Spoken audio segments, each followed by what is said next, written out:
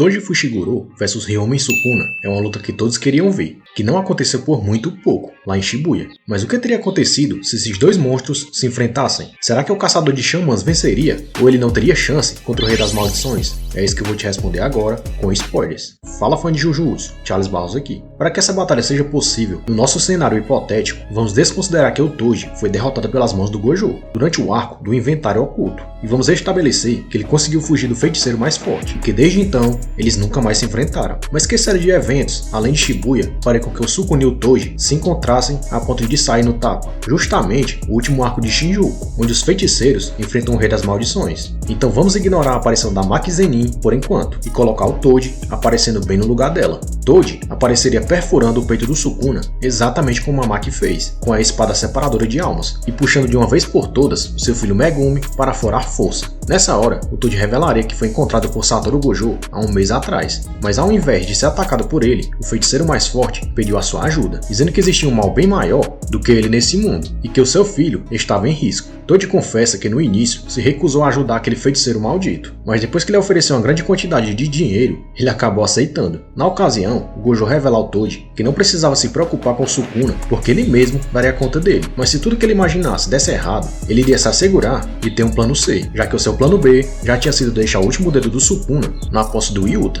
Voltando ao presente, o Toji presencia o espírito de Megumi totalmente derrotado e fala que aquele não era o seu filho, chegando à conclusão de que o contato com o Gojo tinha estragado o garoto, mas que ele ia resolver isso enterrando de vez o Sukuna ali mesmo. O Rei das Maldições, que ainda estava enfraquecido por causa da separação de almas, mas ainda continuava com aquele corpo grotesco, dá uma risada, dizendo que a fusão com o Tengen que ele tinha ativado antes de receber a escada de Jacó do Yuta ainda ia demorar um pouco para ser ativada, e que por isso ele tinha um tempinho para gastar com esse novo brinquedo. Mas parece que o Toji não gosta de ser comparado com um brinquedo, e parte para cima do vilão com tudo, com a sua lança invertida do céu. E Sukuna se impressiona que ainda tem alguém entre os xamãs com uma velocidade parecida com a dele. Os dois trocam vários golpes, mas o Rei das Maldições já manda desmantelar na força do pai do Megumi, que anula parte dos cortes por muito pouco com a sua lança invertida do céu, deixando vários prédios atrás dele serem fatiados com o mesmo ataque. Sukuna revela que não sentiu nada de energia amaldiçoada vinda de Toji, e que por isso resolveu testar ele atacando com o Clivar ao invés do desmantelar, e com isso acabou confirmando que aquele cara era só um humano, mas ele não era comum, pois ele tinha recebido a restrição celestial,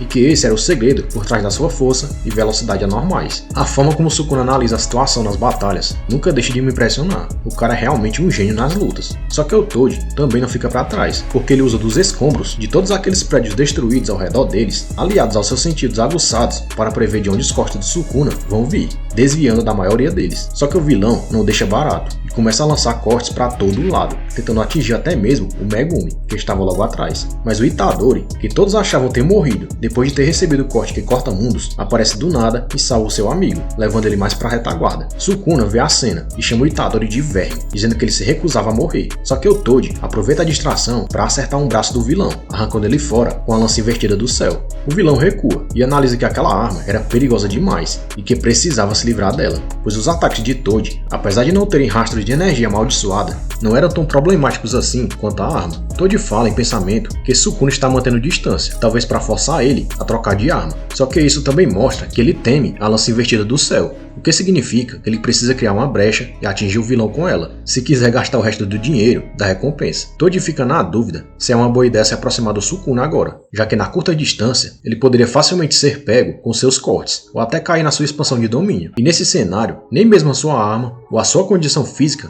poderiam salvar ele. Só que ele acaba chegando na conclusão que manter distância não ia levar ele a lugar nenhum. Por isso ele já corre em direção ao Sukuna em zigue-zague e em alta velocidade, levantando paredes de nuvem de poeira na diagonal bem na frente do vilão, usando dos destroços dos prédios, apenas movimentando a nuvem brincalhona em sua mão esquerda, enquanto corre. Toji ataca sem parar, mas Sukuna desvia de tudo sem problemas, se perguntando como seu oponente daria conta do seu santuário malévolo, e então ele faz o sinal de mão e ativa sua expansão de domínio. Porém, nada acontece. Isso surpreende não só o Sukuna, como o Toji também, que diz que estava com sorte porque a história agora estava do lado dele, quase como se quebrasse a quarta parede. Aparentemente, esse era um efeito da lança invertida do céu, que tinha anulado lado, pelo menos temporariamente, as técnicas amaldiçoadas do Sukuna, depois de arrancar um de seus braços. Em outras palavras, o Sukuna não poderia usar nenhum corte e nenhum santuário malévolo. O Rei das Maldições sorri e diz que aquilo estava ficando divertido, completando que Toji não se segurasse se tivesse escondendo outra habilidade. Toji analisa, de acordo com as informações dadas pelo Gojo, que mesmo que a lança invertida do céu conseguisse impedir o Sukuna de usar suas técnicas amaldiçoadas, o vilão de algum jeito ia conseguir destruir e regenerar aquela parte do seu cérebro em pouco tempo. Então ele precisava acertar o vilão de novo, só que dessa vez com a separadora de almas, e só assim ele teria uma chance de vencer. Enquanto isso, o Itadori tenta convencer o Megumi a ajudar o Toji, junto com ele,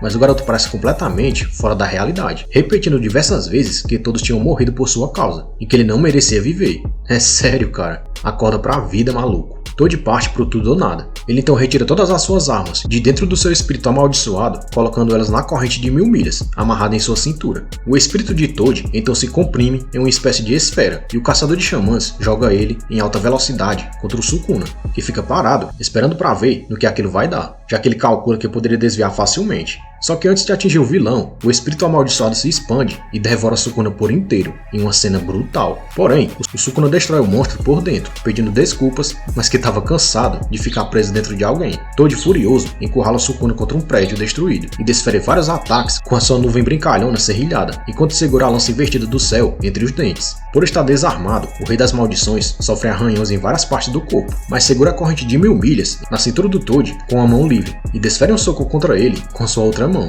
mandando o pai do Megumi para longe e levantando a maior nuvem de poeira. O vilão pergunta se era só aquilo que o Toji tinha a oferecer, enquanto caminhava na direção dele. Só que de repente, o Sukuna vê as seções da nuvem brincalhona sendo atiradas contra ele em uma velocidade surreal. Acontece que o Toji tinha separado os bastões e lançado eles alinhados, um atrás do outro, contra o seu oponente, usando toda a sua força. Sukuna reflete o primeiro bastão com uma das mãos, leva o segundo na palma da segunda mão e desvia por pouco do terceiro. Mas rapidamente o Toji muda de posição e lança a toda velocidade a lança invertida do céu, que atinge em cheio o pescoço do vilão e faz ele cuspir sangue. E sem dar tempo nem para o Rei das Maldições reagir, o Toji acerta o coração de Sukuna de novo com a separadora de almas. Logo depois, o Toji aparece na frente do Yuji e do Megumi, mostrando que tinha arrancado fora a cabeça do Sukuna e vencido a luta. Mas seria esse o fim do Rei das Maldições? Acontece que uma sombra sinistra aparece bem atrás deles, dizendo as seguintes palavras: "Você lutou muito bem, Toji Fushiguro, para um humano, e por isso que a partir de hoje eu o considero como o mais forte entre todos." E então o vilão fatia os dois braços de Toji, de uma só vez, dizendo que agora eles estavam quites. Itadori se pergunta como Sukuna ainda estava vivo, mas ele responde que aquilo que Toji acertou por último era só uma casca, e que a sua assimilação com o Tengen aconteceu assim que ele acertou aquele soco no pai do Megumi. O vilão ainda completa, perguntando se o moleque tinha mesmo apostado todas as suas fichas naquele humano, e Toji responde que sabia que não poderia vencer, só que ele não podia negar a chance de ver o seu filho de novo, enquanto o Megumi olha em seus olhos com um ar de desespero.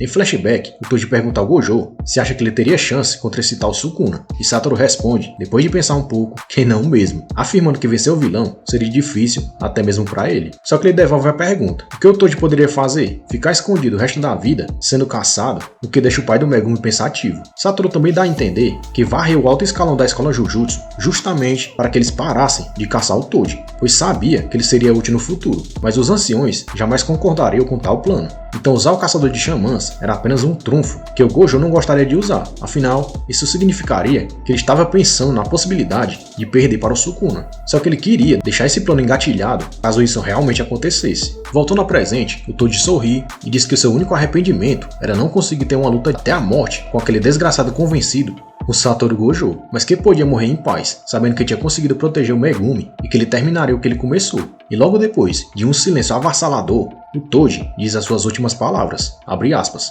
"Você é tudo aquilo que eu não consegui ser, Megumi. A melhor parte de mim com a melhor parte dela. Deixa o resto com você, filho." Fecha aspas. Sukuna acaba confirmando que Toji Fushiguro tinha morrido e completa dizendo que aquilo tinha sido tocante, mas inútil. Abre aspas. Esses humanos, amor, sentimentos, no fim, todos acabam da mesma forma, sozinhos, na absoluta escuridão e desespero. Ah, é mesmo. Eu me tornei o seu desespero, não é, moleque? Fecha aspas. Nessa hora, ouvimos um grito de raiva do Megumi, que finalmente tinha voltado ao estado normal e jurou ali derrotar o Sukuna. Ele então invoca o seu mais poderoso Shikigami, que era uma mistura de todos os Shikigamis que já foram mortos antes. Sukuna fala que aquilo não era nada impressionante e pergunta se Megumi pretendia mesmo vencer ele sozinho. Só que o filho do Toji fala que não estava sozinho, pois ele ia fazer isso ao lado de seus amigos. Nessa hora, vemos o Yuta, Rika, Itadori, Todo, Maki, Chozo, Hakari e Mei Mei se reunindo atrás dele para dar início à grande batalha final contra o Rei das Maldições, que sorri, dizendo que não esperava nada menos que aquilo, e confessa que não poderia ter despertado em uma era melhor. A cena finaliza mostrando o cenário de longe, com centenas de cortes indo em todas as direções e com a voz do Sukuna de fundo e dizendo a seguinte frase: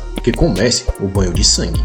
Curtiu o vídeo? Então se inscreve no canal para receber mais conteúdos de Jujutsu Kaisen. Obrigado por ter ficado comigo até aqui e te vejo daqui a pouco em outro vídeo. Valeu!